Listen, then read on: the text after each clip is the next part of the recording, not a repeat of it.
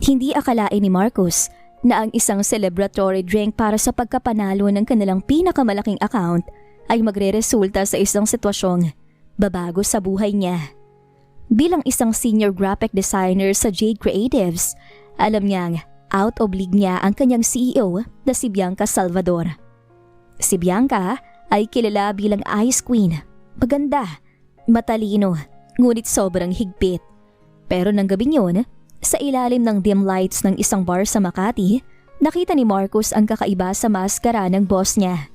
Umiiyak ito dahil sa pressure ng pamilya at sa ex-fiancé na niloko siya. Sa gitna ng kalasingan at bugso ng damdamin, isang pagkakamali ang nangyari. Hindi man nila ginusto, isang video ang kumalat kinabukasan. Sapat na para magmukhang may something na nangyari sa kanila sa loob ng isang hotel room. Para sa pamilya ni Bianca na konserbatibo at tradisyonal, isa itong malaking iskandalo. Ang solusyon ng lolo ni Bianca? Isang forced wedding. Magandang araw, Angels. Isang full story muli ang nais kong ibahagi sa inyo na siguradong magbibigay kilig at inspirasyon sa bawat isa. Pero bago tayo magpatuloy, kung bago ka pa lamang sa ating channel, ay pakilike po ng ating video, paklik din ang subscribe button, gayon din ang bell icon para lagi kayong updated sa mga parating ko pang uploads. Puno ng tensyon ang boardroom ng Jade Creatives, ngunit hindi ito tungkol sa marketing strategy o annual budget. Nakaupo si Marco sa tapat ni Bianca, habang ang lolo nito, si Don Samuel, ay nakatayo sa dulo ng mesa. Hindi ko hahayaang madungisan ang pangalan ng mga Salvador. Mariing sabi ng matanda. Marcos, ikaw ay empleyado rito.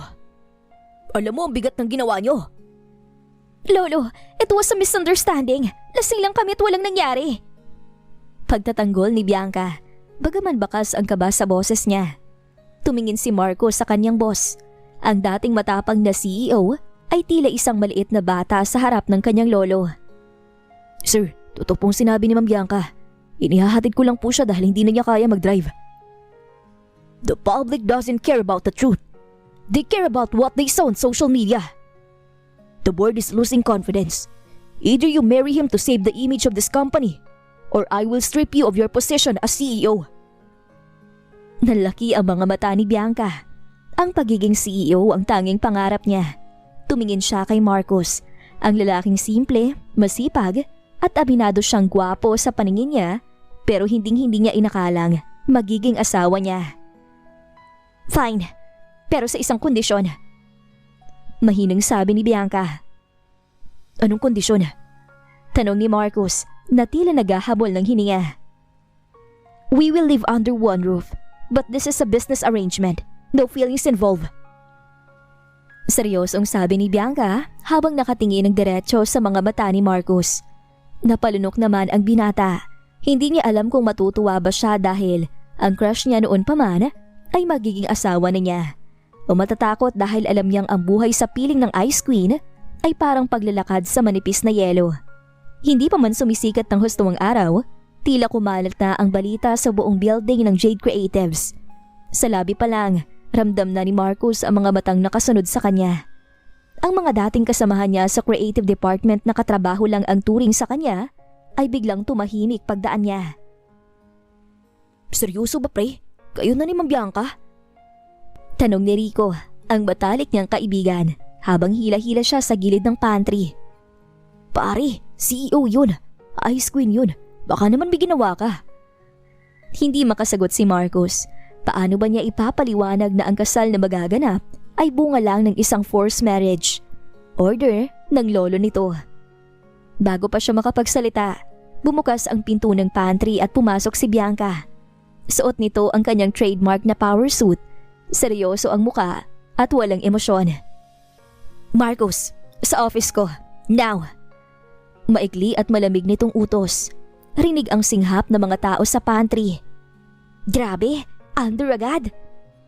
Bulong ng isa nilang katrabaho na si Sheila na matagal nang may lihim na pagtingin kay Marcos. Hindi sila bagay. Ginamit lang siguro ni Marcos yung issue para umangat ang posisyon. Narinig yun ni Marcos at masakit man, kailangan niyang lunukin ang pride niya. Sa loob ng opisina ni Bianca, Mas mabigat ang hangin. Dinala na ang mga gamit mo sa penthouse ko. From now on, doon ka natutuloy. Ayaw ni Lolo na magkahiwalay tayo ng bahay dahil baka sabihin ng press na kontrata ang lahat. Bianca, ma'am, hindi po ba masyadong mabilis? It's Bianca when we're alone. And yes, it's fast, but we don't have a choice. Mamayang gabi, may dinner tayo kasamang board members. Magpanggap kang masaya. Magpanggap kang mahal mo ako, Marcos. Dumating ang gabi at matapos ang nakakapagod na dinner kung saan kailangan nilang mag-holding hands sa harap ng mga investors, sa wakas ay nakarating na sila sa penthouse ni Bianca. Ito ay isang modernong unit na puro puti, gray at salamin. Malamig, parang ang may-ari. Doon ang kwarto mo, sa guest room. Huwag kang papasok sa master's bedroom nang walang pahintulot ko. My house, my rules. Turo ni Bianca. Paakyat na sana si Bianca nang matisod ito dahil sa taas ng kanyang heels. Mabilis siyang nasalo ni Marcos. Nagtama ang kanilang mga mata. Sa sobrang lapit nila, amoy ni Marcos ang pabango ni Bianca.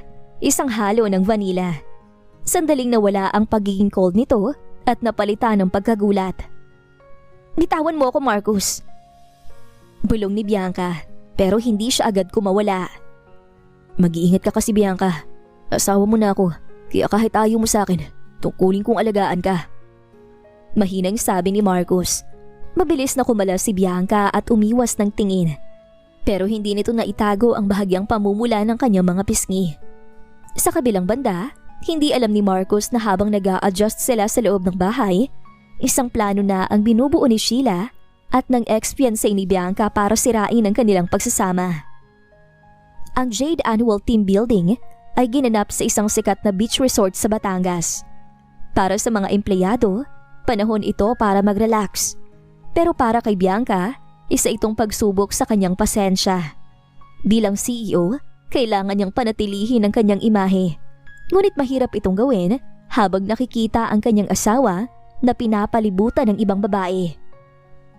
Marcos, paabot naman ang sunblock. Hindi ko kasi maabot ang likod ko eh. Malambing na tinig ni Sheila, ang head of marketing na matagal nang may crush kay Marcos. Suot ni Sheila ang isang daring na bikini. Sadyang idinidikit ang sarili kay Marcos habang ang lahat ay naghahanda para sa water activities. Si Marcos na, likas na matulungin at medyo manhid sa motibo ng iba, ay nag-aalangan. Sheila, baka pwedeng si Rico na lang ang tumulong sa'yo. Sus Marcos, parang iba naman tayo. Porket asawa mo ng CEO, bawal ka na makipag-usap sa amin? Hirit pa ni Sheila ng malakas, sapat para marinig ng mga taong dumadaan. Kabilang na si Bianca, nakakalabas lang ng villa. Mula sa malayo, nakasuot si Bianca ng malapad na sunhat at isang elegante ngunit revealing na cover-up. Nakita niyang eksena. Nakita niya kung paano hinawakan ni Sheila ang braso ni Marcos. Ramdam ni Bianca ang isang pamilyar na init sa kanyang puso. Hindi ito dahil sa sikat ng araw, kundi dahil sa matinding inis. The activity is starting in 5 minutes. Mr. Ramos, I believe you are part of the red team. Bakit narito ka sa blue team area? Ma'am, Bianca, sandali lang to. Paliwanag ni Marcos na agad lumayo kay Sheila. It's ma'am when we are in front of the employees, Mr. Ramos. Professionalism, remember? Wika ni Bianca, bagaman ang kanyang mga mata ay tila naglalabas ng kislap ng galit kay Sheila. Sa gitna ng mga games, hindi tumigil si Sheila. Sinadya nitong matumba sa buhangin habang tumatakbo para lang masalo si Marcos. Taray! Ang sakit ng ankle ko, Marcos! Agad na lumapit si Marcos para tulungan ang kasamahan. Pero bago pa niya mabuhat si Sheila, humarang na si Bianca. If she's injured, call the resort medic. Marcos is not a doctor. And Sheila, if you can't handle the activities, you are free to stay in your room and work on the monthly reports instead. Deklara ni Bianca. Natahimik ang lahat. Ang Ice Queen ay tila naging Fire Queen. Matapos ang activities, hila-hila ni Bianca si Marcos patungo sa isang pribadong bahagi ng dalampasigan. Malayo sa mga mata ng mga tsismosong katrabaho. Ano bang problema mo, Bianca? Tinutulungan ko lang naman yung tao eh. Tinutulungan? O nag-e-enjoy ka dahil halos idikit na niyang buong katawan niya sa'yo? Marcus, asawa kita. Kahit sa papel lang yan, nababastos ako kapag hinahayaan mong gawin niya yun sa'yo. Nagsiselos ka ba? Nakangiting tanong ni Marcus, isang mapang-asar ng ngiti na nagpabilis ng tibok ng puso ni Bianca. I am not jealous. I am concerned about the brand's reputation. Depensa ni Bianca, pero ang pag-iwas niya na tingin ay nagsasabi ng totoo. Hindi nakatiis si Marcus. Lumapit siya at hinawakan ang magkabilang balikat ni Bianca. Wala kang dapat ipagselos, kahit gaanong karaming babaeng lumapit. Ikaw lang ang bus ng buhay ko. Natigilan si Bianca. Ang dating matigas na puso ay tila natutunaw. Pero ang kanilang moment ay naudlot nang makita nila sa di kalayuan ang ex-fiancé ni Bianca na si Albert. Nakakadating lang din sa resort. Ang simoy ng dagat na kanina lang ay tila nagpapakalma sa tensyon ni Bianca at Marcus ay biglang naging mabigat. Sa gitna ng puting buhangin, nakatayo ang isang lalaking tila model sa tindig.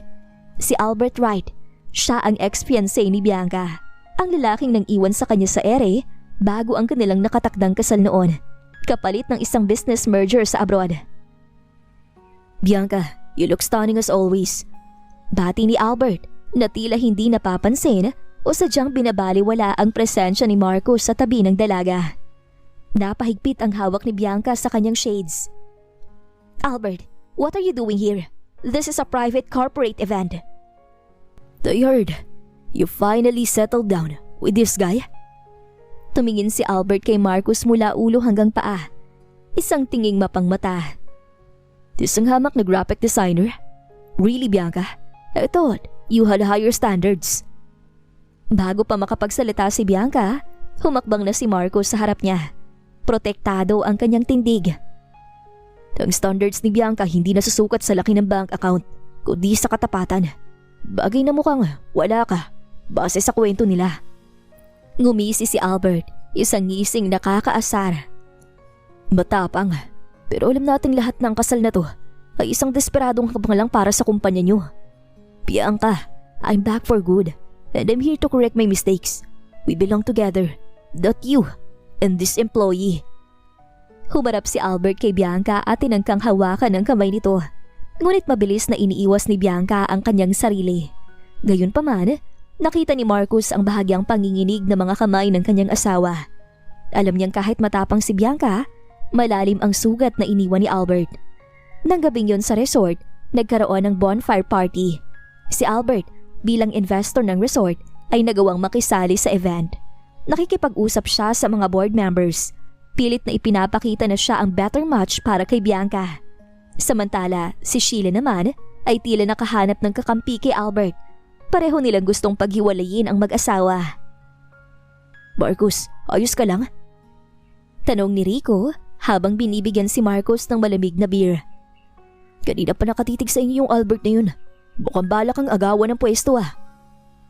Hindi ako papayag. Seryosong sagot ni Marcus. Pinanood niya si Bianca na kasalukuyang kinakausap ni Albert malapit sa bar. Mukhang naiirita na si Bianca, pero dahil sa social etiquette, hindi siya makaalis agad. Naglakad si Marcus patungo sa kanila. Sa harap ng maraming tao, bigla niyang ipinulupot ang kanyang braso sa bewang ni Bianca at hinila ito palapit sa kanya. Hon, I think it's time to rest. Napagod ka sa activities kanina. Sabi ni Marcus sa pinakamalambing na tono na kaya niyang gawin. Nagulat si Bianca sa na tawag ni Marcus, pero imbis na lumayo, sumandal siya sa balikat nito. You're right, Marcus. Excuses, Albert. My husband and I need some privacy. Habang naglalakad palayo, ramdam ni Marcus ang talim ng titig ni Albert sa kanyang likuran. Pero ang mas nagpabilis ng tibok ng puso niya ay nang hindi bumitaw si Bianca sa pagkakayakap sa kanyang braso kahit malayo na sila sa karamihan. Salamat. Bulong ni Bianca. Totoo yung sinabi ko kanina. Kahit anong mangyari, hindi kita hahayaang saktan niya ulit. Sagot ni Marcus habang nakatingin sa dagat. Pero hindi pa tapos si Albert. Sa dilim ng gabi, isang plano na ang inihahanda niya kasama si Sheila para ilagay si Marcus sa isang sitwasyong magpapamukha sa kanyang isa lamang siyang gold digger sa harap ng pamilya Salvador. Ang huling gabi sa resort ay nakatakda para sa isang engranding party. Lahat ay nakasuot ng formal. Ngunit sa likod ng mga ngiti at mamahaling kasuotan, isang patibong na ang nakahanda. Si Sheila na kanina pa nakikipagbulungan kay Albert ay may daladalang isang maliit na velvet box na naglalaman ng isang diamond necklace. Ang paboritong alahas ni Bianca na pamana pa ng kanyang lola. Sigurado ka ba rito, Albert? Bulong ni Sheila habang pasimpleng inilalagay ang alahas sa loob ng jacket ni Marcus na nakasabit sa upuan nito, habang ang huli ay nasa buffet table. Just do your part, Sheila. Kapag nawala si Marcus sa eksena, sa iyo na siya at sa akin na muli si Bianca. Sagot ni Albert na may mapanuring ngisi. Maya-maya pa, nagsimula na ang gulo. Biglang tumayo si Bianca mula sa presidential table. Bakas ang taranta sa muka. Ang necklace! Nawawalang necklace ko! Napatigil ang musika. Ang necklace na yon ay hindi lang basta mahal. Simbolo yon ng otoridad sa pamilya. Agad na lumapit si Albert para magmalasakit. Don't worry, Bianca. Hahanapin natin. Baka may kumuha lang dito sa loob. Makahulog ang sabi ni Albert habang nakatingin kay Marcus. Anong ibig mong sabihin, Albert? Well, Marcus, ikaw lang naman ang tanging outsider dito na may access sa gamit ni Bianca. Tatalam nating lahat na kailangan mo ng pera para mapantayan ang lifestyle niya. Paratang ni Albert. Nagbulungan naman ang mga empleyado. Oo nga, baka kayo nagpakasalang yan para sa pera. Rinig na komento ni Sheila mula sa gilid. Hindi ko gagawin yan. Mariing sabi ni Marcus, diretsyong nakatingin sa mga mata ng asawa. Bianca, maniwala ka sa akin. Wala akong ginagawang masama. Para malinawan ang lahat, bakit hindi natin tingnan ang gamit ni Marcus? Suhestyon ni Albert. Bago pa makahindi si Marcus, mabilis na kinuha ni Sheila ang jacket nito at ipinagpag-iyon. Isang kumikinang na bagay ang bumagsak sa sahig, ang diamond necklace. Dabingi si Marcus sa katahimikan na sumunod. Lahat ng mata ay nakapako sa kanya, puno ng paghatol. Si Bianca ay tila na estatwa, nakatingin sa alahas na nasa sahig. Now, what can you say, Mr. Designer? You're nothing but a common thief. Panguuyam ni Albert. Lumapit si Bianca sa alahas at dahan-dahan itong pinulot. Pagkatapos, humarap siya kay Marcus. Ang kanyang mga mata ay walang mababasang emosyon ng sandaling yon. Marcus, tawag niya sa mahinang boses. Bianca, hindi ko alam kung paano napunta yun sa gamit ko. It's a setup. Paliwanag ni Marcus, bagaman alam niyang mahina ang laban niya. Huminga ng malalim si Bianca. Tumingin siya kay Albert pagkatapos kay Sheila. At huling bumalik ang tingin kay Marcus. Follow me to our villa, now. Sa loob ng villa, binalot sila ng nakakabinging katahimikan. Inasahan ni Marcus na sisigawan siya ni Bianca, na palalayasin siya o tatapusin na ang kanilang kasal. Pero laking gulat niya nang bigla siyang yakapin ni Bianca, isang mahigpit at totoong yakap. Alam kong hindi mo magagawa yun. Naniniwala ka? Pero yung ebidensya... I'm a CEO for a reason, Marcus. Nakita ko si Sheila na umaaligid sa jacket mo kanina sa peripheral vision ko. At si Albert, masyadong obvious ang pagiging hero niya. Paliwanag ni Bianca habang kumakala sa yakap. Pero kailangan nating magpanggap. Hahayaan nating isipin nila na naniniwala ko sa kanila. I want to see how far they will go. Dito na pagtanto ni Marcus na hindi lang palabas na matapang si Bianca. Matalino rin ito sa laro ng paghihiganti. Pero sa gitna ng kanilang plano, isang bagay ang hindi nila napaghandaan. Ang unti-unting pagkahulog ng kanilang loob sa isa't isa sa gitna ng kaguluhan. Nagpatuloy ang gabi sa resort na tila nagtagumpay si Albert. Sa labas, kumalat ang balitang pinagalitan at itinawalag muna ni Bianca si Marcus. Pero sa loob ng kanilang villa, abala ang dalawa sa pagbuo ng isang plano. Hindi lang ang dangal mo ang target nila, Marcus. May nakapagsabi sa akin na habang ginagawa niyo ang team building activities, palihim na nakikipag-usap si Albert sa mga minority stockholders ng Jade. He's planning hostile takeover. Napako ang tingin ni Marcus sa screen. Kaya pala ganoon na lang kumpiyansa niya. Gusto niya magmukha ako magnanakaw para mawalan ka ng kredibilidad sa board dahil pinatulan mo ko. Pagkatapos, gagamitin niya ang gulo para kumbinsihin silang hindi mo na kayang patakbuhin ang kumpanya. Exactly. And with Sheila providing him internal data, we are at a disadvantage. Ngumiti ng bahagya si Marcos, isang ngiting puno ng determinasyon. Huwag ka mag-alala, Bianca. Designer ako, di ba? Expert ako sa pagtingin sa mga detalye na hindi nakikita ng iba. Noong ilagay ni Sheila ang necklace sa jacket ko, hindi niya alam na suot kong bago nating prototype na Smart ID na may built-in microcam para sa security testing. Nanlaki ang mata ni Bianca. You mean... Nakarecord ang lahat, Bianca, mula sa paglapit niya sa upuan ko hanggang sa paghulog ng necklace. Pero hindi muna natin ilalabas yan. Mas maganda kung sa harap mismo ng board of directors natin sila ipapahiya, kasabay ng pagbagsak ng plano ni Albert sa stocks. Seryoso na saad ni Marcos. Kinabukasan, pagbalik nila sa Maynila, mabilis na kumilos si Marcos. Hindi siya pumasok sa opisina bilang dahil palihim siyang nakipagkita kay Rico. Gamit ang kanyang husay sa research, natuklasan nila na ang perang ginagamit ni Albert sa pagbili ng stocks ay galing sa isang dummy account na may kaugnayan sa isang maanumalyang proyekto sa ibang bansa. Pare, delikado to. Kapag nalaman ni Albert na hawak mong impormasyong to, hindi lang trabaho ang mawawala sa'yo. Para kay Bianca, gagawin ko ang lahat. Maikling sagot ni Marcos. Dumating ang araw ng board meeting. Kampante si Albert na pumasok sa boardroom. Suot ang kanyang pinakamahal na suit. Bianca, I think it's time to step down. The issue with your husband has affected the company's image. Plus, I now hold 25% of the shares. Tumayo si Bianca, kalmado at mas mukhang makapangyarihan kesa dati. Is that so, Albert? Baka naman gusto mong pag-usapan muna natin kung saan galing ang 25% na yan. At kung bakit ang empleyado mong si Sheila ay mahilig magtanim ng alahas sa gamit ng iba. Biglang bumukas ang pinto at pumasok si Marcos. Sa likod niya ay ang security team ng kumpanya. Ipinakita sa malaking screen ang malinaw na video ni Sheila habang isinisilid ang necklace sa jacket ni Marcos. Kasunod nito ang mga dokumentong nagpapatunay na ang pondo ni Albert ay galing sa ilegal na paraan. Naging maputla si Albert. Si Sheila naman ay napaupo na lang sa sobrang hiya at takot. The board will not only disqualify your shares, Albert, but we will also file charges for corporate espionage and defamation. Malalim na pahayag ni Bianca. Security, escort them out.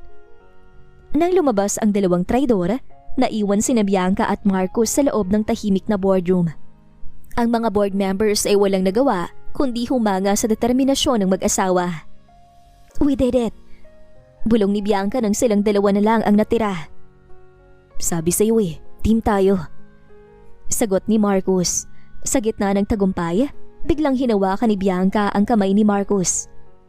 Marcos, tungkol sa sinabi mo sa beach. Yung sabi mong ako lang ang boss ng buhay mo. Totoo ba yun? Oo, Bianca. Bahalaga ka sa akin.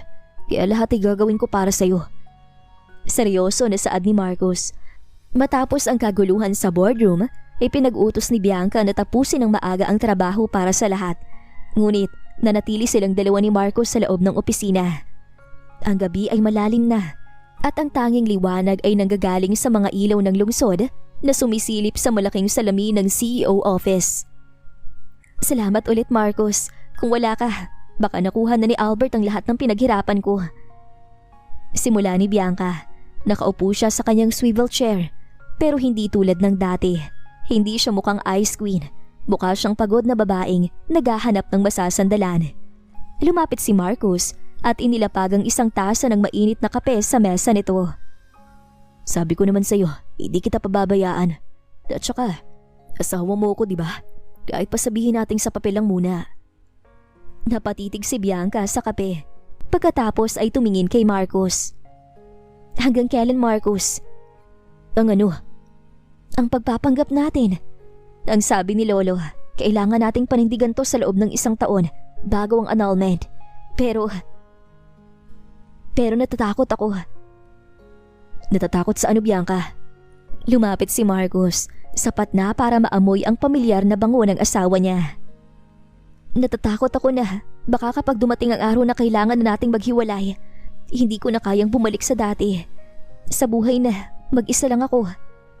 Nasanay na ako na nandyan ka. Nasanay na ako na may nagtatanggol sa akin. Dahan-dahang hinawakan ni Marcos ang balikat ni Bianca at iniharap ito sa kanya. Sa ilalim ng malamlam na liwanag, nakita ni Marcos ang kislap ng luha sa mga mata ng kanyang asawa.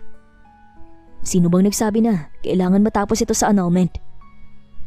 Marcos? Bianca, noong una kitang makita sa interview ko pa lang, haanga na ako sa'yo. Noong naging boss kita, minahal ko ang talino mo. At ngayong asawa kita, natutunan ko ng mahalin na buong ikaw. Hindi na to pagpapangga para sa akin. Matagal na tong totoo. Tapat na sabi ni Marcos. Hinawakan ni Bianca ang pisngi ni Marcos. Ang lamig ng kanyang palad ay sinalubong ng init ng balat ng lalaki. Bakit ngayon mo lang sinabi? Dahil baka isipin mo, ginagamit ko lang ang pagkakataon dahil CEO ka. Pasaway ka talaga. Matagal na kitang gusto, Marcos. Masipag ka, mabait, at ikaw lang ang nakakakita sa akin, hindi bilang ma'am, kundi bilang isang babae. Dahan-dahang inilapit ni Marcos ang kanyang muka sa muka ni Bianca. Naramdaman nila ang hininga ng isa't isa. Sa sandaling yon, tila huminto ang mundo. Ang lahat ng pressure mula sa kumpanya, ang galit kay Albert, at ang takot sa hinaharap ay biglang naglaho. Nagtagpo ang kanilang mga labi. Isang halik na nagsimula ng marahan. Tila nagtatanong hanggang sa naging malalim at puno ng pangungulila. Ito ang unang halik na hindi para sa kamera, hindi para sa mata ng publiko, at hindi para sa pamilya. Ito ay para sa kanilang dalawa. Nang kumalas sila, kapwa sila habolang hininga. Ngumiti si Bianca, isang ngiting abot hanggang mata na bihira lang makita. So, what happens now, Mr. Ramos? Ngayon, iuuwi ko ng asawa ko at sisiguraduhin kong hindi na siya iiyak kailanman. At ng gabing yun ay pinadama nila ang pagmamahal nila sa isa't isa. Ngunit habang masaya ang dalawa, isang misteryosong tawag ang natanggap ni Don Samuel. Mukhang may lihim pang pamilya Salvador na hindi alam ni Marcos. Isang lihim na susubo kung gaano katatag ang pag-ibig nilang nagsisimula pa lamang. Matapos ang gabing puno ng pag-amin, tila lumulutang sa ulap ang dalawa. Ngunit ang kaligayahan ay panandalian lamang. Isang umaga, habang nag-aalmusal sila sa penthouse, nakatanggap si Bianca ng mensahe mula sa kanyang lolo. Marcos, pinapatawag tayo ni lolo sa mansyon. Emergency daw. Nag-aalalang sabi ni Bianca. Pagdating nila sa mansyon ng mga Salvador, hindi lang si Don Samuel ang nadatnan nila. May isang babaeng nakaupo sa sofa. Nakasuot ng simpleng floral dress. Mahaba ang buhok at may napaka-inosenteng muka. Pagkakita kay Marcos, biglang tumayo ang babae at mabilis itong niyakap. Marcos, sa wakas, nahanap din kita. Iyak ng babae. Napatulala si Marcos. Clara, anong ginagawa mo rito? Marcos, sino siya? Malamig na tanong ni Bianca. Ang kalamigan ay muling nabuhay at ang kanyang titig ay tila nakakasakit. Bianca, si Clara to. Anak siya nung kumpare ng tatay ko sa probinsya. Paliwanag ni Marcos habang pilit na kumakala sa yakap ni Clara. Hindi lang basta anak ng kumpare, Bianca. Clara is Marcos' betrothed. Ayon sa kasunduan ng kanilang mga magulang noong bata pa sila, silang dapat magkatuluyan. Nabitawan ni Bianca ang kanyang clutch bag. What? Lolo, kasal na kami ni Marcos. Ikaw mismo nag-utos niyon. I ordered the wedding to save our reputation, Bianca. Pero hindi ko alam na may nakabinbin palang pangako si Marcos sa iba. Uwi ka ng matanda na may kakaibang kislap sa mga mata. And since this marriage is just a contract, baby, it's time to rethink. Si Clara ay narito dahil ang pamilya niya ang may-ari ng lupain kung saan itatayo ang ating susunod na malaking project sa probinsya. Kapag hindi natuloy ang kasunduan nila ni Marcos, kukunin nila ang lupa, apo. Tumingin si Bianca kay Marcos, puno ng sakit at pagdududa. May fiancé ka na pala sa probinsya? Kaya ba, ayaw mo ring pirmahan ng marriage contract nung una? Hindi, Bianca. Wala akong alam sa kasunduang yan. Si Clara ay kaibigan lang para sa akin. Depensa ni Marcos. Pero Marcos, sabi ni tatay, ikaw nang mag-aalaga sa akin pagdating ko rito sa Manila. Singit ni Clara, na tila nagpapaawa. Wala akong matutuluyan dito. Sabi ni Don Samuel, pwede raw akong tumira sa inyo. No! Sabay na sabi ni na Marcos at Bianca. She will stay with you. Hanggat hindi nare-resolve ang issue sa lupa, kailangan nating panatilihing masayang pamilya ni Clara. Unless, Bianca, gusto mong malugi ang bagong project natin. Walang nagawa si Bianca kundi pumayag. Ngunit ang kanyang puso ay tila nadudurog. Pagbalik nila sa penthouse, kasama na nila si Clara. Ang tahimik nilang tahanan ay biglang naging magulo. Dito ka sa guest room. At tandaan mo, asawa ko si Marcos. Opo ma'am Bianca, pero sabi po kasi sa amin, ang pangako ay pangako. Sagot ni Clara na may kasamang tago ng ngiti. Nang gabing yun, hindi makatulog si Bianca. Nakita niya si Clara na lumabas ng kwarto at pumasok sa kusina, kung nasaan si Marcos at nagtitimpla ng kape. Sinundan niya ito at nakita niyang nakasandal si Clara sa balikat ni Marcos habang nagkukwento tungkol sa kabataan nila. Dito na naramdaman ni Bianca ang selos na hindi niya pa naramdaman noon. Isang selos na may kasamang takot na baka ang nakaraan ni Marcos ay mas matimbang kesa sa kanilang kasalukuyan. Ngunit sa kabilang banda, napansin ni Marcos ang isang bagay. Bakit tila kilalang kilala ni Don Samuel si Clara? At bakit ang inosenteng si Clara ay may hawak na mamahaling phone na tila binigay ng isang mayamang sponsor? Ang penthouse na dati ay pugad ng kanilang namumukadkad na pag-iibigan ay naging tahanan ng tensyon. Simula nang dumating si Clara, hindi na kinakausap ni Bianca si Marcos. Tuwing susubukan ni Marcos na lumapit, laging humaharang si Clara na may dalang bilin mula sa probinsya o di kaya'y nagkukunwaring nahihilo. Isang gabi, naabutan ni Bianca si Clara sa sala habang suot ang isa sa mga mamahaling silk robe ni Bianca na naiwan sa guest room. What do you think you're doing? Malamig na tanong ni Bianca. Ay Ma'am Bianca, pasensya na po. Nilalamig po kasi ako ay. Ang ganda-ganda nito. Sabi ni Marcos, share na raw kami sa lahat dahil parang kapatid ng turing niya sa akin. Sagot ni Clara na may inosenteng kurap ng mata. Hindi sumagot si Bianca. Tilampasan niya ang babae at tumiretso sa kanilang silid. Ngunit bago pa siya makapasok, narinig niya ang tawag ni Marcos. Bianca, mag-usap naman tayo. Please. Pagsusumamo ni Marcos, hinawakan niya ang braso ni Bianca, ngunit mabilis itong tinabig ng huli. Nag-usap? Tungkol saan, Marcos? Tungkol sa fiancé mo na, nakasuot na ng gamit ko? O tungkol sa mga pangako niyo sa isa't isa, sa ilalim ng puno ng mangga sa probinsya? Puno ng sarkasmo ang boses ni Bianca, pero bakas ang panginginig nito. Nagsiselos ka ba?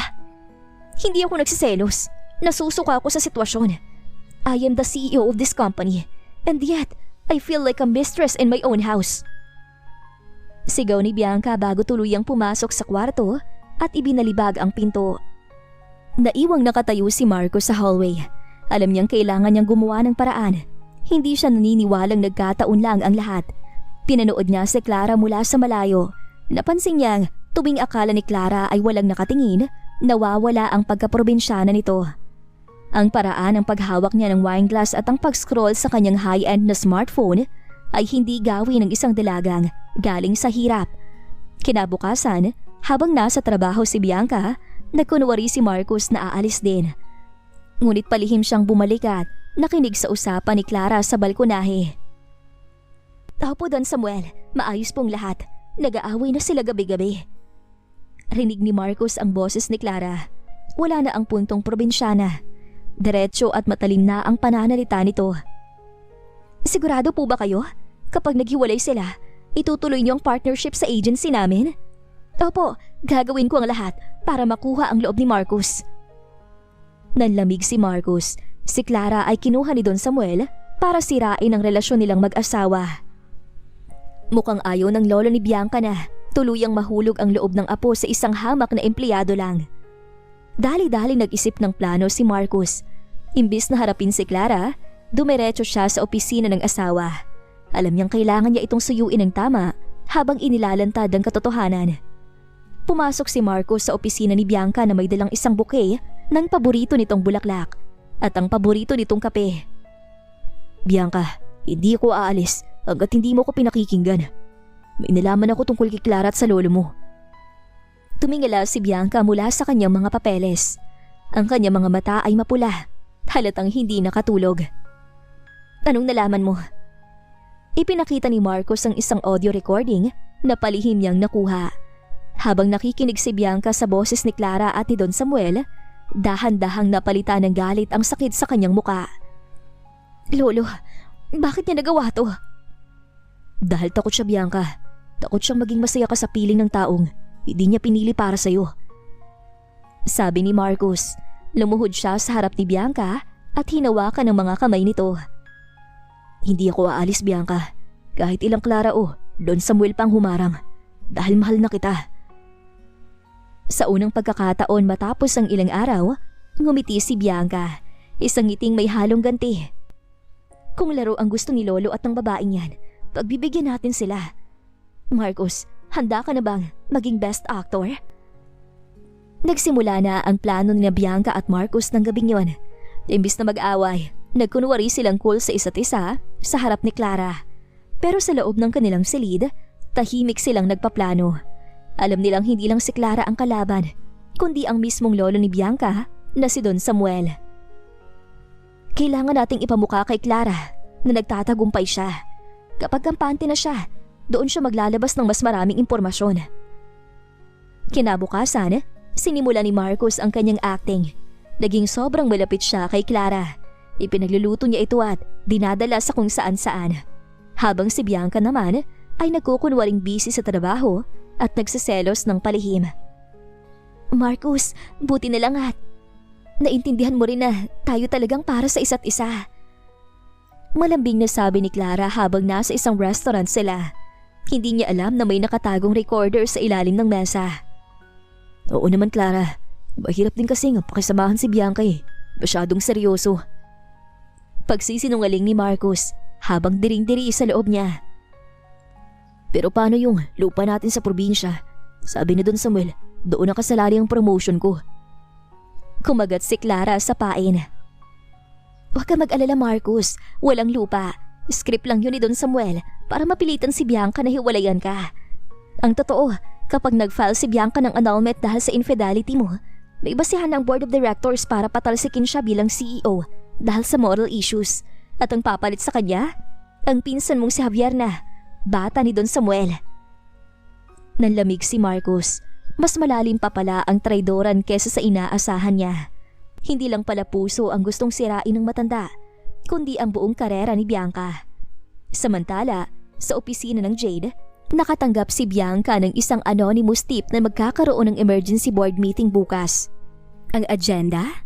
Ang pagpapatalsik sa kanya dahil sa unprofessional conduct at ang pagkasira ng imahe ng kumpanya dahil sa umunoy pakikipagrelasyon ng kanyang asawa sa ibang babae sa loob mismo ng kanilang bahay.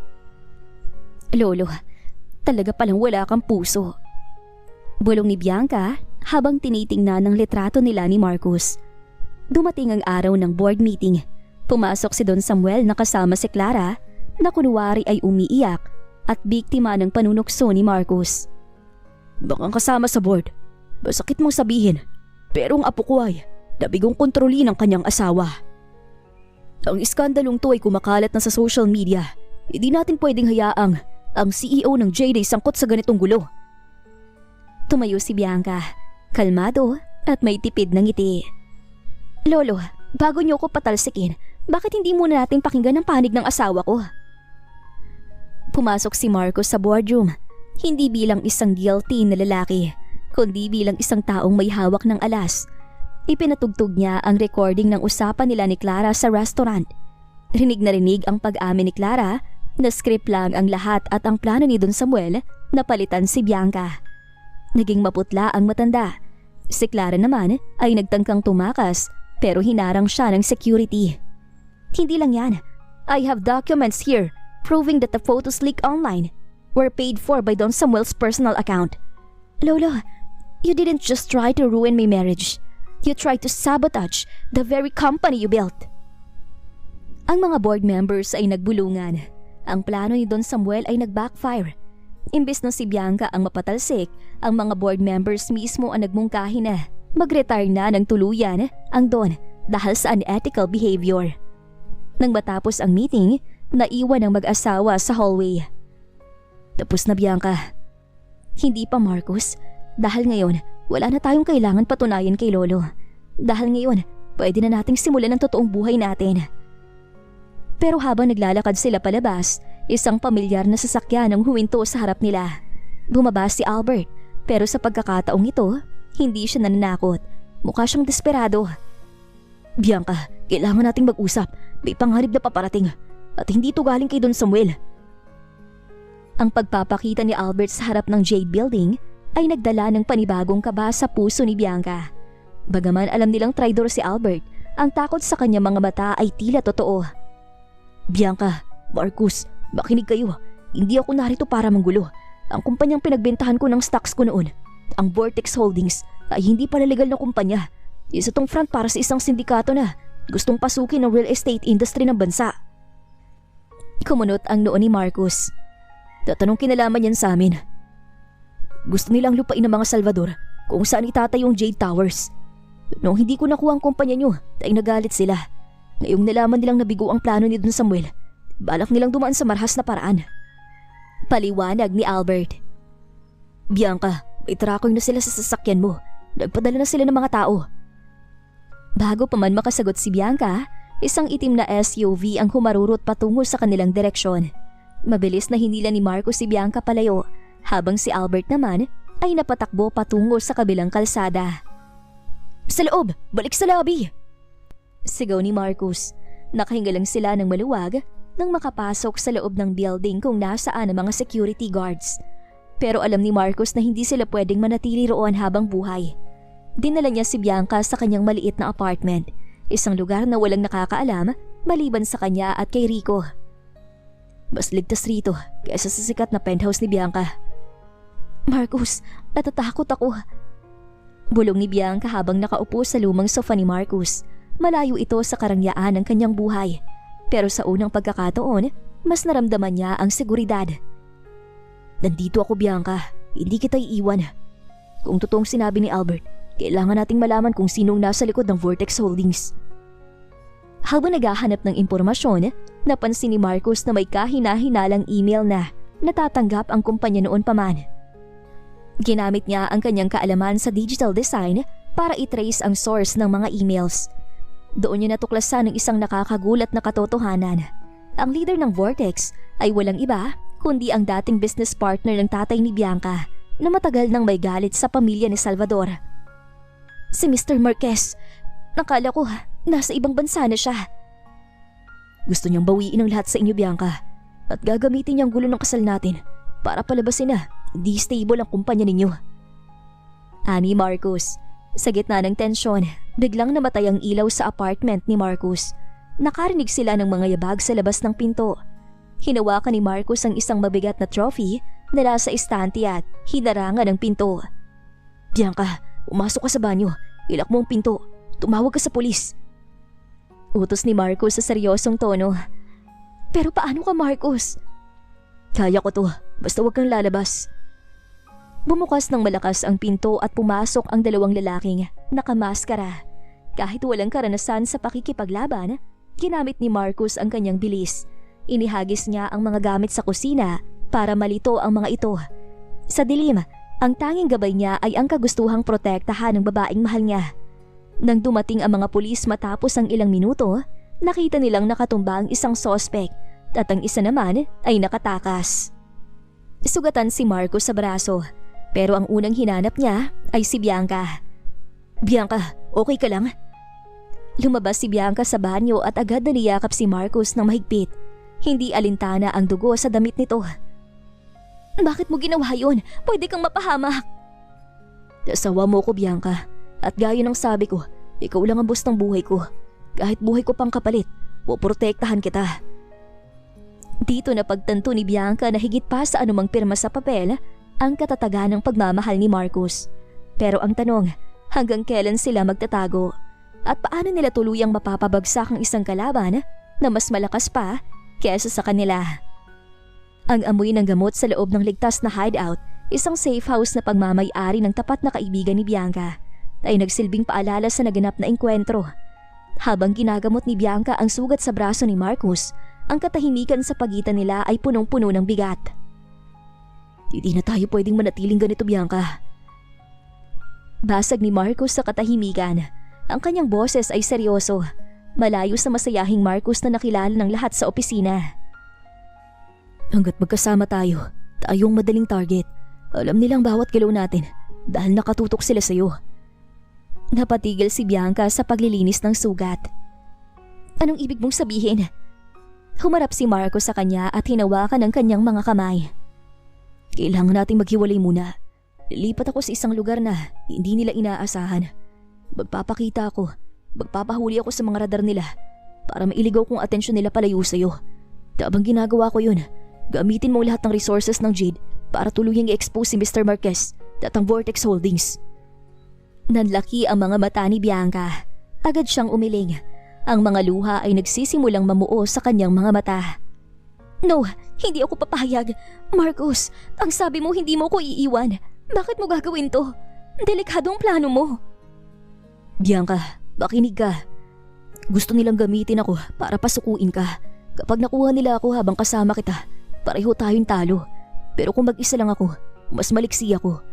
Mapoprotektahan mo ang kumpanya at mapoprotektahan mo ang sarili mo. Ayoko ng kumpanya kung wala ka. Sigaw ni Bianca. Ang kanyang boses ay bumasag sa dingding ng safe house. Ang Ice Queen ay tuluyan ng natunaw. Naiwan ng isang babaeng nagmamahal ng tapat. First wedding lang to nung una, Marcus. Napilitan lang tayo. Pero ngayon, hindi ko na kayang mawala ka. Huwag mong isakripisyo ang sarili mo para sa akin. Hinila ni Marcos si Bianca sa isang mahigpit na yakap. Inihilig niya ang kanyang muka sa leeg ng asawa. Tila kinukuha ang lahat ng lakas na kaya niyang makuha. Hindi ko to ginagawa para sa kumpanya, Bianca. Ginagawa ko to dahil ikaw ang buhay ko. Ang sakripisyong to ay hindi para mawala ako, kundi para masiguradong may babalikan pa akong ikaw. Nang gabing yon, habang mahimbing na natutulog si Bianca dahil sa sobrang pagod at stress, dahan-dahang bumangon si Marcus. Nag-iwan siya ng isang maikling sulat sa tabi ng kanyang unan. Magtiwala ka sa akin, love. Tatapusin ko ang gulo na to para makapagsimula tayo ng maayos. Yung walang takot, walang kontrata, at walang lihim. Mahal na mahal kita. Pagmulat ng mata ni Bianca sa madaling araw, malamig na ang kabilang panig ng kama. Wala na si Marcus. Ang tanging naiwan ay ang singsing nito sa ibabaw ng sulat. Isang taktika para isipin ng mga kalaban na nag-away sila at naghiwalay na. Ngunit hindi si Bianca ang tipo ng babae na basta nalang maghihintay sa gilid. Imbis na manghina, ang pag-alis ni Marcos ang nagsilbing mitya ng kanilang naglalagay na galit. Pinunasan niya ang kanyang mga luha at kinuha ang kanyang telepono. Rico, I need everything na makukuha mong impormasyon sa mga Marquez. Ngayon na. Kung akala ni Marcos siya lang ang marunong magsakripisyo, nagkakamali siya. We fight together, even if we are apart. Habang nagmamaneho si Marcos patungo sa lugar ng mga kalaban para magsilbing pain, hindi niya alam na ang kanyang asawa ay nagsisimula na ring ilatag ang pinakamalaking corporate war sa kasaysayan ng Jade. Ang abandonadong warehouse sa dulo ng isang pantalan sa Cavite ay amoy kalawang at alat ng dagat. Dito dinala si Marcos matapos siyang mahuli ng mga tauhan ni Mr. Marquez sa isang convenience store sa labas ng Maynila. Nakatali ang kanyang mga kamay sa isang bakal na upuan. Ngunit sa kabila ng mga pasa sa kanyang muka, nananatiling diretso ang kanyang tingin. Bumukas ang pinto at pumasok ang isang matandang lalaki na may hawak na tungkod. Si Mr. Marquez. Kasunod niya si Albert na mukhang hindi mapakali at pilit na umiiwas ng tingin kay Marcos. So, ito ang dakilang asawa ni Bianca Salvador. Panguuyam ni Marquez. Isang hamak na empleyado. Nakakapagtaka kung bakit ang isang matalinong babaeng tulad ni Bianca ay ipagpapalit ang lahat para sa isang tulad mo. Ngumiti si Marcos kahit pumapatak ang dugo mula sa kanyang putok na labi. Siguro dahil hindi ako katulad mo na kailangan dumaan sa dahas para lang makakuha ng respeto. At hindi rin ako katulad ni Albert na walang paninindigan. Batapang ka dahil alam mong mahal ka niya. Pero sapat bang pag-ibig na yan para ibigay niya sa akin ang Jade Towers? Tinawagan ko na siya. Binigyan ko siya ng 1 oras para pirmahan ang deed of transfer ng mga lupain. Kung hindi, hindi ka na makakaalis dito ng buhay. Huwag mong gagawin yan kay Bianca. Bulong ni Marcos sa sarili. Alam niyang ang lupain na yon ang legacy ng pamilya Salvador. Habang naghihintay ng tawag, hindi alam ni Marquez na ang planong sakripisyo ni Marcos ay may kasamang teknolohiya. Sa loob ng suot na relo ni Marcos, isang regalong gadget mula sa tech department ng kumpanya ay may nakatagong GPS tracker at audio transmitter na direktang nakalink sa laptop ni Bianca. Samantala, sa labas ng warehouse, ilang kilometro ang layo, nakasakay si Bianca sa isang itim na van kasama ang mga elite security personnel at ilang opisyal ng pulisya. Nakikinig siya sa bawat salita ni Marquez. Nakuha mo na ba ang location, Rico? Yes, ma'am. Locked in. Pero kailangan nating mag-ingat. Marami silang armado sa loob. I don't care about the risk. I want my husband back. Mariing sabi ni Bianca. At siguraduhin niyo na naka-livestream ang audio na to sa lahat ng major news outlets at sa board of directors. I want the whole world to hear Marquez's confession. Sa loob ng warehouse, nagsimulang mainis si Marquez dahil hindi sumasagot si Bianca sa kanyang mga tawag. Albert, ianda mo dokumento. Kapag dumating siya rito, pipilitin natin siyang pumirma. Sir, baka mainam na umalis na tayo. Nararamdaman kong may mali. Kinakabahan na saad ni Albert. Biglang tumunog ang intercom ng warehouse. Ang boses ni Bianca ang umaalingaw-ngaw. Hindi mula sa telepono, kundi mula sa mismong speakers ng gusali. Mr. Marquez, hindi mo na kailangan maghintay ng 1 oras. Nandito na ako. Bumukas ang malaking pinto ng warehouse. Pumasok si Bianca. Mag-isa na may hawak na isang brown envelope. Ang kanyang hakbang ay nagpapakita ng tapang na hindi kailanman nakita ni Marcos. Bianca, umalis ka na rito! Sigaw ni Marcos. Quiet, Marcos. Ito ang mga dokumentong gusto mo. Pero bago ko ibigay ito, gusto kong malaman, bakit mo pinatay ang tatay ko? Natawa si Marquez. Ang tatay mo? Masyado siyang maprinsipyo. Ayaw niyang ibigay ang shares niya sa akin noon, kaya kailangan ko siyang alisin sa kalsada. Isang simpleng car accident lang ang katapat niya. At ngayon, gagawin ko rin sa inyo ang ginawa ko sa kanya kung hindi mo ibibigay ang lupain yan. Salamat. Simpleng sagot ni Bianca. Bigla niyang itinaas ang kanyang phone. Did you get that, General? Kasabay nito ang pagbasag ng mga bintana. Mabilis na pumasok ang mga pulis at SWAT team mula sa itaas at sa mga gilid. Nagkaroon ng gulo, pero bago pa man makalapit ang mga tauhan ni Marquez kay Bianca, mabilis na nakalag ni Marcos mula sa kanyang upuan ang pagkakatali niya, na kanina pa pala niya sinusubukang kalasin gamit ang isang piraso ng matulis na yero. At hinarangan ng kanyang asawa. Nandito na ako, Bianca. Hingal na sabi ni Marcos habang protektado ang asawa sa kanyang likuran. Naaresto si Marquez at si Albert. Habang nilalagyan ng posas ang matanda, hindi ito makapaniwala na ang hamak na designer at ang Ice Queen ay nagawang paikutin sa sarili niyang laro. Nang tumahimik ang paligid, dahan-dahang humarap si Marcos kay Bianca. Punong-puno sila ng dumi at galos, pero ang tingin nila sa isa't isa ay puno ng ningning. Sabi ko sa'yo, team tayo, di ba? Biro ni Marcos, bagaman bakas ang pagod sa kanyang muka. Hindi nakasagot si Bianca. Sa halip, sinampal niya ng mahina si Marcos bago ito niyakap ng napakahigpit. Huwag mo na ling gagawin yun, ha? Huwag mo na akong iiwan para magpakabayanin ng mag-isa. Opo, love. Sagot ni Marcos habang hinahalikan ng noo ni Bianca. Ngunit sa gitna ng kanilang tagumpay, may isang huling balakid pa silang dapat harapin. Ang tunay na kasal. Dahil ang forced wedding nila ay kailangan ng maging isang totoong pangako sa harap ng Diyos at ng mga taong tunay na nagmamahal sa kanila. Matapos ang pagbagsak ni Mr. Marquez, naging mas kalmado ang takbo ng buhay sa loob ng Jade Creatives. Ngunit sa likod ng tagumpay na ito, alam ni Bianca at Marcos na may isang malaking usapin pang nakabinbin ang kanilang katayuan bilang mag-asawa. Ang unang kasal nila ay minadali, pilit at bunga ng isang iskandalo. Marcos, gusto kong bawiin natin ang lahat. Tawag ni Bianca isang gabi habang sila ay nasa balkonahe ng penthouse, pinagmamasda ng mga bituin. Kumunot naman ang noo ni Marcos. Bakit? Ayaw mo na ba sa akin?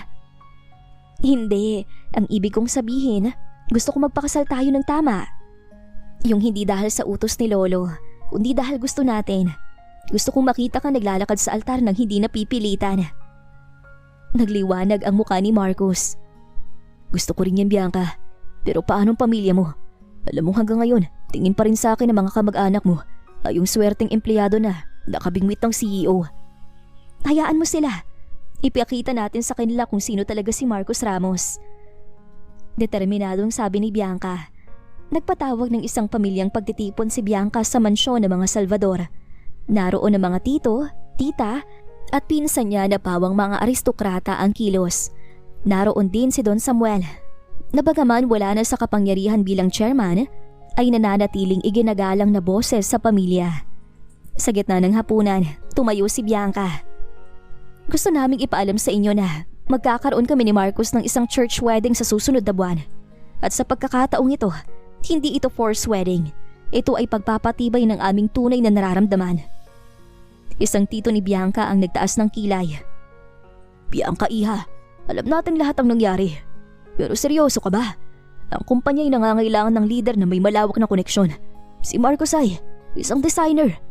Paano niya mapoprotektahan ang yaman ng mga Salvador? Bago pa makapagsalita si Bianca, tumayo si Marcos.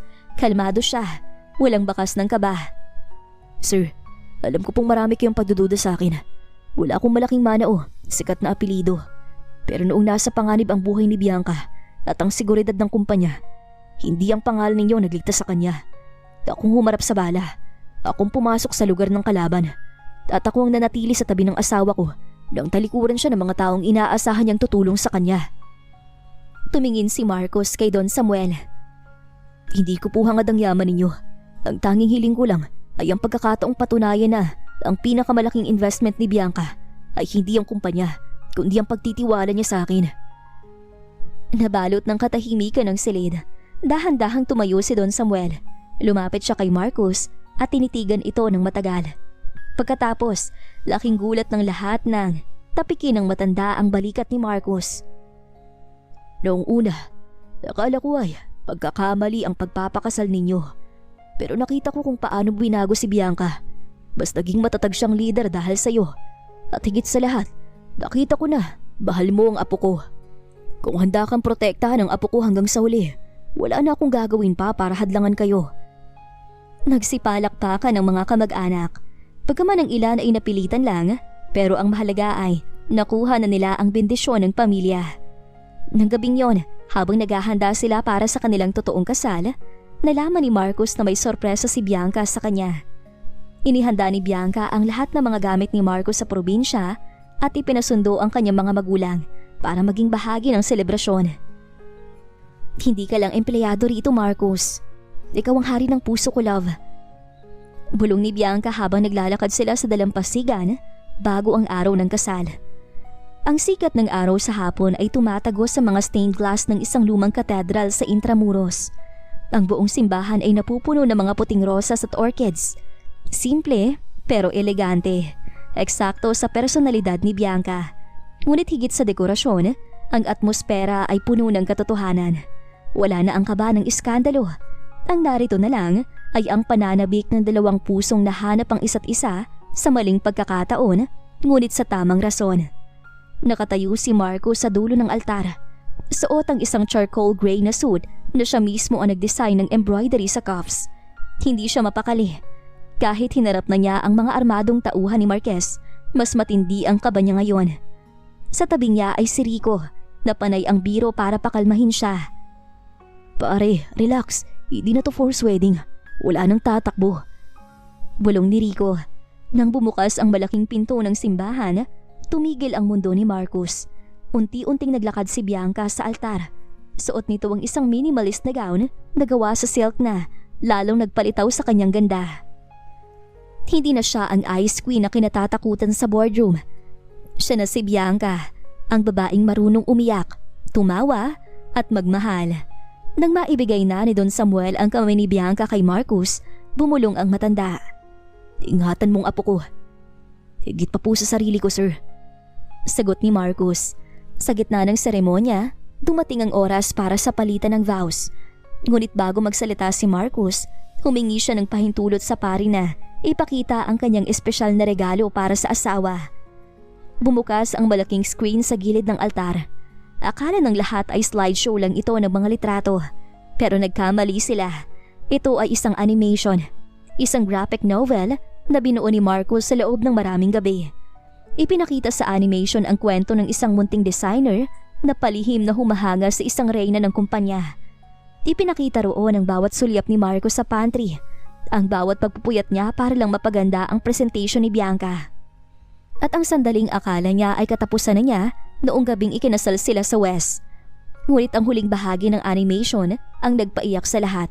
Ipinakita roon ang isang bakanting silya sa tabi ng office table ni Bianca na unti-unting napuno ng isang maliit na sapatos ng sanggol at isang bahay na puno ng kulay.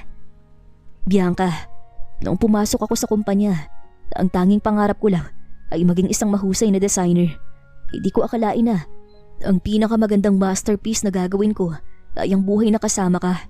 Binigyan mo ko ng halaga, hindi dahil sa posisyon ko, kundi dahil sa kung sino ako. Ang regalong to ay hindi lang animation. Ito ay pangako na kahit maging matanda na tayo, ikaw pa rin ang magiging muse ng bawat disenyo ko. Umiiyak na si Bianca, hindi alintana ang kanyang make-up. Nang siya na ang magsalita, hinawakan niya ang mukha ng asawa. Marcos, akala ko kailangan kong maging matigas para igalang.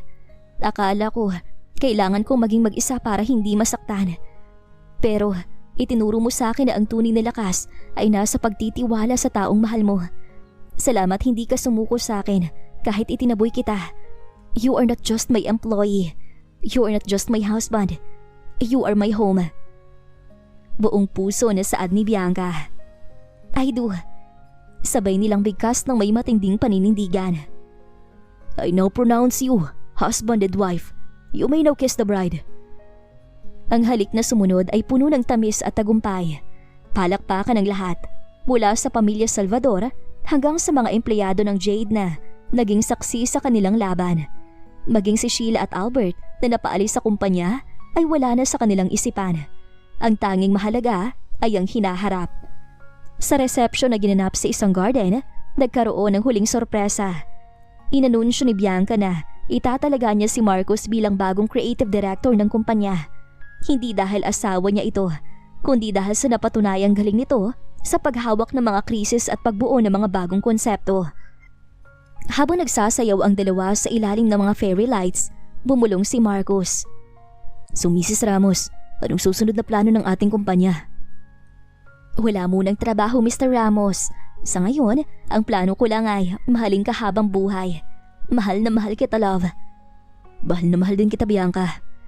Saad ni Marcos bago muling ginawada ng halik sa labi ang asawa na agad nitong tinugon. 2 taon ang lumipas. Ang boardroom ng Jade Creatives ay hindi na ang malamig at nakakatakot na silid na dati nating kinagisnan. Ngayon, puno ito ng kulay at tawanan. Ipinagdiriwang ng kumpanya ang tagumpay ng kanilang pinakamalaking international project na pinangunahan ni Marcos Ramos, na ngayon ay isa na sa pinakakilala na creative director sa bansa.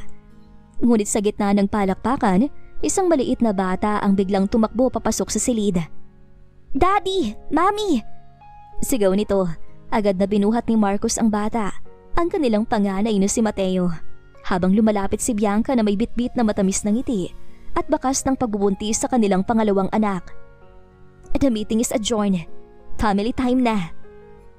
Nang gabing yun, sa balkonahe ng kanilang bagong bahay, pinapanood ng mag-asawa ang dapit hapon.